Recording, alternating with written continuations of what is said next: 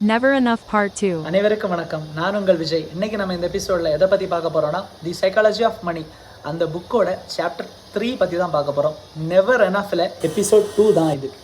யாரை பற்றி பார்க்க போகிறோன்னா பெர்னி மேடாஃப் அப்படிங்கிற ஒரு வைட்லி சக்ஸஸ்ஃபுல் அண்ட் லெஜிட்டிமேட் பிஸ்னஸ்மேனை பற்றி தான் பார்க்க போகிறோம்.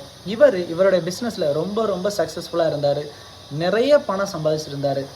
இவர் ஒரு தனியார் பங்கு சந்தையை உருவாக்கி வழி நடத்திட்டு இருந்திருக்காரு. இவரை ரொம்ப புகழ்ந்து வால் ஸ்ட்ரீட் ஜேர்னல் ஒரு கட்டுரை எழுதியிருக்காங்க.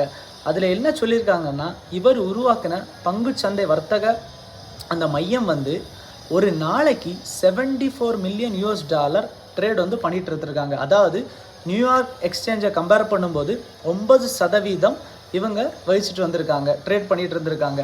அது மாதிரி வருஷத்துக்கு $25 to $50 மில்லியன் பணத்தை இவங்க ப்ராஃபிட்டாக சம்பாதிச்சுட்டு இருந்திருக்காங்க. ஆனால் இவருக்கு இவ்வளோ பணம் இருந்தும் இவருக்கு இன்னும் நிறைய வேணும்னு ஆசையினால் இவர் என்ன பண்ணார்னா, அந்த பொன்சி அப்படிங்கிற ஒரு ஸ்கீம் மூலமாட்டு கிட்டத்தட்ட 2 டிகேட்ஸாக இவருடைய கஸ்டமர்ஸை ஏமாற்றிட்டு இருந்திருக்காரு. அதுவும் 20 ஆண்டுகளுக்கு மேலாக இவருடைய இன்வெஸ்டர்ஸை இவர் ஏமாற்றி இருந்திருக்காரு.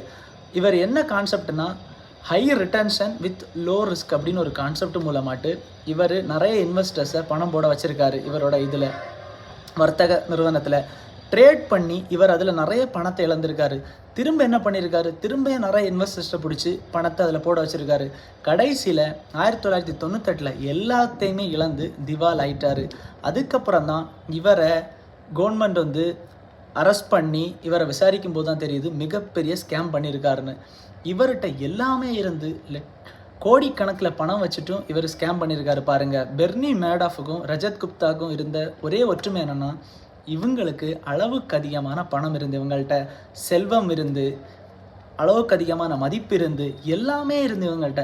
பட் இவங்க ரொம்ப கிரீடியாக இருந்தாங்க, பேராசை கொண்டவர்களாக. தமிழில் ஒரு பழமொழி சொல்லுவாங்க, இருப்பதை வச்சுட்டு அதை அனுபவிச்சுட்டு போகணும். எப்போ நமக்கு தேவையில்லைன்னு தெரியுதோ அதுக்கு மேலே எதுக்கு ஆசைப்படணும்? இருக்கிற பணத்தை ப்ராப்பராக இவங்க இன்வெஸ்ட் பண்ணிவிட்டு இவங்க செலவு பண்ணிட்டு இருந்தாலே போதுமாக இருந்து. பட் இவங்க ரொம்ப அதிகமாக ஆசைப்பட்டாங்க. அதுதான் வாரன் பஃபட் அவங்க இவங்களை பற்றி ஒன்று சொல்லியிருப்பாங்க. இவங்கள்ட்ட எல்லாமே இருந்து பட் எதுக்கு தேவையில்லாமல் ரிஸ்க் எடுக்கணும், தேவையில்லாத ஒன்று மேலே எதுக்கு ரிஸ்க் எடுக்கணும் அப்படின்னு சொல்லி ரொம்ப முட்டாள்தனமான ஒரு முடிவை ரஜத் குப்தாவும் இந்த பெர்னி மேடாஃப் அவங்களும் எடுத்திருப்பாங்க அப்படின்னு நம்ம வாரன் பஃபட் அவங்க சொல்லியிருப்பாங்க. இதுலேருந்து என்ன தெரியும்னா, இருப்பதை வைத்து தேவைக்கு எது அளவோ அது மட்டும் போதும்.